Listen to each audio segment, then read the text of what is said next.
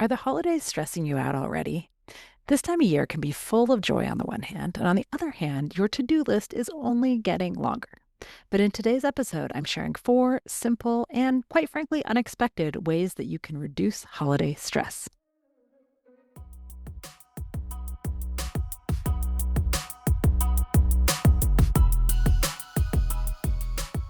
Welcome to the Do More, Stress Less podcast.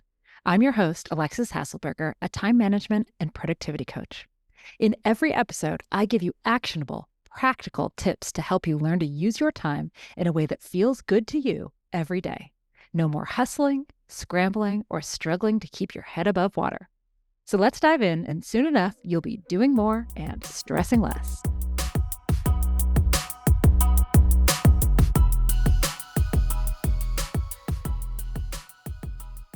Around this time every year, I post something about how to reduce holiday stress. The stresses that accompany big holiday gatherings are myriad. And this year, there are lots of people facing all sorts of much more dire stressors than making sure that you have the right tablescape for your holiday meal. About 12% of US families, that's 41 million Americans, are at risk of losing their SNAP benefits, and they're worried about how they'll put food on the table to begin with.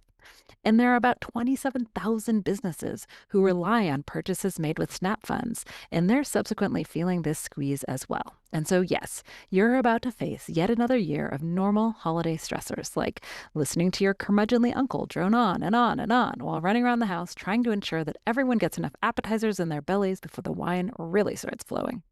Or, trying to make sure your cousin's new baby doesn't end up with RSV or the flu or COVID when all you were trying to do was just make sure that everyone has a good time. And that's always bound to be a little bit stressful. But this year, I'm asking myself, and I'm asking everyone around me, and that includes you, to expand your thoughts to those who have less. And you might be thinking, how on earth could I do that? Where do I even start? But if I said it once, I've said it 1,000 times. You have more agency than you think. You can do more than you think. And if you're wondering, how can helping other people reduce my stress? I've already got way too much tough stuff on my plate. Well, I have got some exciting science to share because studies show, so many studies, meta-analyses of studies show that helping other people does wonders for lowering your own cortisol, and that's your stress hormone. So today, I want to give you four concrete ways that you can help others this holiday season and in turn, lower your own stress. It's a win-win. So number one, give to your local food bank. Food banks are going to be bearing the brunt of the loss of SNAP benefits, and they are not prepared for the influx. In fact, I heard that SNAP provides 9 meals for every 1 meal food banks provide. Giving to your local food bank couldn't be easier, and it doesn't have to be very expensive or expensive at all. It's very likely that your kid's school, your local grocery stores, your local fire department, they all have drop-off locations for food and toys and other things this holiday season. And in fact, just yesterday, I got an email about the food drive at one of my kids' schools. And so I went through my cabinets looking for shelf-stable food that I could part with. In 30 seconds, I filled 2 grocery bags and sent them with my kid to school that morning. And yes, I am aware that the fact that this was easy for me to do is a sign of my own privilege, and I am committed to using that privilege for good. Now, number 2, you could join a mutual aid group. So a few months ago, I joined the San Francisco Bay Mutual Aid Society. It's a collective of Bay Area residents and organizers coming together for the purpose of meeting the needs of our local community. Mutual aid societies are what steps in and really is what is beneath community members helping other community members. When governments fail, mutual aid is there. If you too want to get involved, all you need to do is Google your city plus mutual aid, and you are very likely to find a group that you could get keyed into. Now, number 3, tip generously when you're dining out, when you're getting delivery, or when you're using any rideshare services. Service workers often rely on SNAP benefits. DoorDash, Instacart, Uber, Lyft, these folks, they rely on your tips. Without them, they are not making a living wage, right?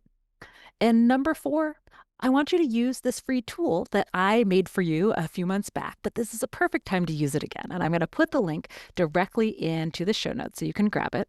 But a few months ago, I built a free tool designed to help you figure out where and how you can help others and protect democracy based on your skills, your interests, your time available, and your risk levels. So you can feel free to try it out. It is in the show notes, and you can also feel free to share it widely. You don't even have to opt in. You can just send it to people. They can use it. They don't have to put their email in or anything. Like, they can just use it.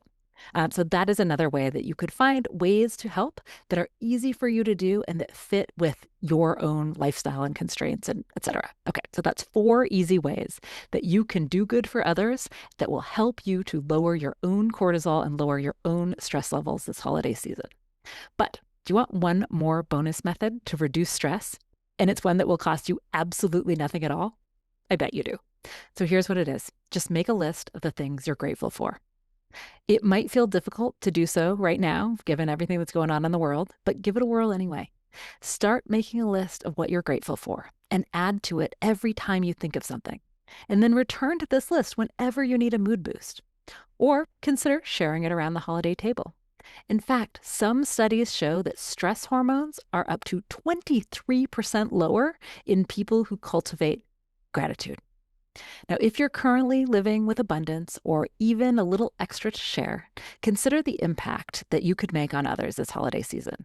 And remember that your good deeds will not only help others, but they'll reduce your own stress.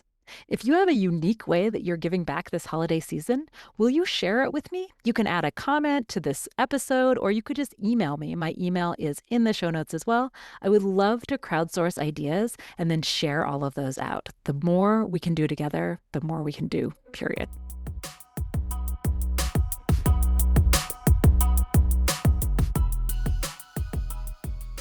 And that's a wrap on today's episode of the Do More, Stress Less podcast. If today's episode resonated with you, share this episode with a friend or two who might appreciate a little more ease in their days. I promise you won't regret doing this 30-second good deed. See you next time.